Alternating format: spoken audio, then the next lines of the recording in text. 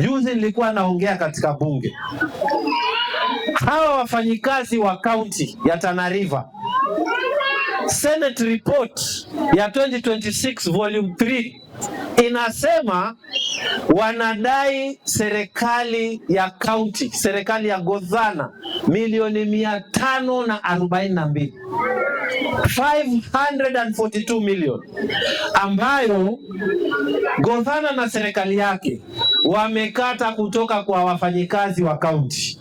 Hawa dada zenu na ndugu zenu na wababa zenu wanafanya huko, wamekatiwa ili hiyo pesa iende kwa pension.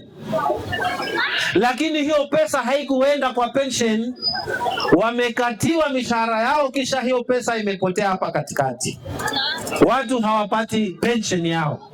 Leo ukiritaya kutoka kwa county, umefanya tangu ukiwa county council, umeingia mambo ya county government, na unaenda kuomba marupurupu yako, unaambiwa hakuna pesa, na wewe ulikuwa unakatiwa. Sasa hiyo ni shida, msi shida?